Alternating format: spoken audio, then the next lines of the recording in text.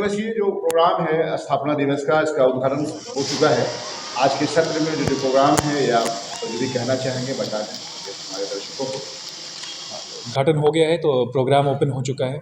तो आज का जो प्रोग्राम है और दिन में जो हमारी सेरेमनीज़ और कॉम्पिटिशन्स जो चलनी है, पेंटिंग कंपटीशन हो गई, डिबेट हो गया, उसके बाद गेम्स वगैरह, टी शर्ट पेंटिंग्स, और एक सीएमई है हमारा सर्जरी डिपार्टमेंट का, जो कि हमारे लेक्चर थिएटर में चलेगा। तो एकेडमिक के साथ साथ जो हमारे को करिकुलर एक्टिविटीज़ हैं, चाहे वो आर्ट एंड क्राफ्ट हो या स्पोर्ट्स हो, इवन स्पोर्ट्स का प्रोग्राम जो है हमारा कई दिनों से चलता आ रहा है, और उसमें भी जो कॉम्पिटिशन्स हैं, चाहे वो बैच वाइज हों, स्टूडेंट्स अपना पार्टिसिपेट कर रहे हैं, और वो भी जो है तीनों दिन स्पोर्ट्स का भी जितना कंपटीशन है वो चलेगा। ऐसा देखा गया है कई छात्र छात्राएं गेम्स भी खेल रहे हैं, कहीं पे अलग अलग कुछ क्राफ्ट्स कर रहे हैं। इस तरह का किस तरह का प्रोग्राम है ये भी बता दें। और देखिए, तीनों दिन जो हमारा डे का कार्यक्रम है, दिन का कार्यक्रम जो है वो इस कॉम्पिटिशन्स का कार्यक्रम है, और शाम को जो भी एक्टिविटीज़ वो कल्चरल एक्टिविटीज़ हैं। जैसे आज शाम को कल्चरल सॉन्ग, डांस, ड्रामा का कार्यक्रम है। वैसे ही दिन में, कल भी दिन में जैसे नुक्कड़ नाटक अस्पताल में होना है, जो कि एक बहुत अच्छा नुक्कड़ नाटक है, जिसमें हम अवेयरनेस क्रिएट करने की कोशिश कर रहे हैं नशे की। आजकल नशा एक बहुत बड़ा इशू बन के आया है हमारे समाज में। तो क्योंकि अस्पताल में पेशेंट्स आते हैं, उनके परिजन आते हैं, और काफ़ी लोग आते हैं, काफ़ी लोग ऐसे भी आते हैं जो नशे से काफ़ी ज़्यादा लिप्त हैं। तो उनको और उनके परिवार को हमें एक अवेयरनेस क्रिएट करना है कि नशा कितनी बुरी चीज़ है, और इससे एक इंसान ही नहीं, घर परिवार सब बर्बाद हो सकता है। वैसे ही हमारे और अवेयरनेस प्रोग्राम हैं, जैसे टोबैको से रिलेटेड, तंबाकू का उपयोग कितना हानिकारक है। तो मेडिकल और हेल्थ की जो हमारी रिस्पॉन्सिबिलिटी है, मेडिकल कॉलेज और एक हॉस्पिटल की, वो सिर्फ पेशेंट्स को ट्रीट करना ही नहीं है, सिर्फ दवाई देना ही नहीं है, उनको जागरूक करना भी एक बहुत ज़रूरी काम है, जो हम इन दिनों उसका भी प्रोग्राम कर रहे हैं।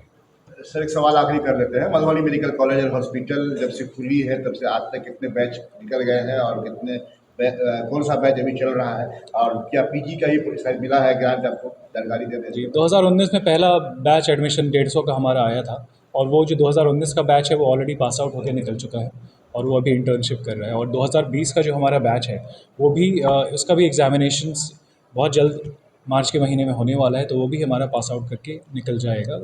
तो हमारा 2 बैच जो है MBBS का 150 एडमिशन का, वो पास आउट हो चुका है हमारे यहाँ से। और बाकी जो पीजी की जो पढ़ाई है वो इसी साल से 2024-25 एकेडमिक सेशन से शुरू हुई है, और सारे विभाग में, चाहे मेडिसिन हो, सर्जरी हो, स्किन हो, पीडिया हो, गायनेक हो, सारे विभाग में हमें परमिशन मिली है पीजी की, और सारे विभाग में बच्चे ऑलरेडी एडमिशन लेके आ चुके हैं और पढ़ाई भी शुरू हो चुकी है।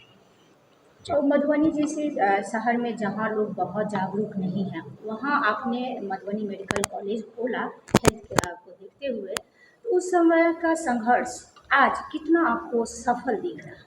देखिए, जब हम लोग मैं मधुबनी में पैदा हुआ हूँ, पला बड़ा हूँ। जब हम लोग छोटे थे तो मधुबनी में एक डॉक्टर मिलना भी बहुत मुश्किल होता था।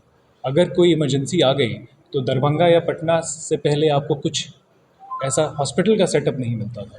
हमने खुद भी देखा है कि एक छोटी से छोटी इलाज के लिए हमें कम से कम दरभंगा तो जाना ही पड़ता था, और दरभंगा पहुंचना, आपको पता है कहीं कोई इमरजेंसी हो गई तो रास्ते में ही क्या से क्या हो सकता है, क्या दुर्घटना हो सकती है। तो ये सब हम बचपन से हम लोग और जितने भी हमारे मधुबनी के लोग हैं इस परेशानी को झेलते आए थे। तो जब हमारा प्लान हुआ, जब क्योंकि हम लोग इंस्टीट्यूशन इस्टेब्लिश करते आए हैं, चाहे वो बीएड कॉलेज हो, स्कूल्स हो, या और भी बाकी डिग्री कॉलेजेस हों, तो मेडिकल एंड हेल्थ की, मेडिकल कॉलेज और हॉस्पिटल की बहुत ज़रूरत थी मधुबनी जैसे डिस्ट्रिक्ट को, क्योंकि ये हमारा बहुत बड़ा डिस्ट्रिक्ट है और काफ़ी पिछड़ा हुआ डिस्ट्रिक्ट है, और इसमें गांव और बॉर्डर एरिया वाले लोग बहुत हैं, बाढ़ से ग्रसित रहता है। तो एक जो बेसिक हेल्थ केयर है, मैं मानता हूँ कि गवर्नमेंट की का सेटअप है, लेकिन सिर्फ गवर्नमेंट के सेटअप से हमें जितनी हमारी पॉपुलेशन है उसको कैटर करना इम्पॉसिबल है। तो निजी अस्पतालों का, निजी सेटअप्स का ज़रूरी है पार्टिसिपेट करना, कंट्रीब्यूट करना। तो जब हमने मेडिकल कॉलेज अस्पताल का सोचा, ताकि दुनिया भर से, देश भर से बच्चे आए, डॉक्टर्स आए, क्योंकि आज के दिन क्या है मधुबनी में, कि डॉक्टर्स आपको हमारे कैंपस में ही करीब 200 के करीब आपको डॉक्टर्स मिलेंगे, जो कि बड़े से बड़े senior doctors, cardiologist, neurosurgeon, urosurgeon, nephrologist, medicine, surgery, gynaec, हर विभाग के डॉक्टर जो हैं उपलब्ध हैं आज मधुबनी में।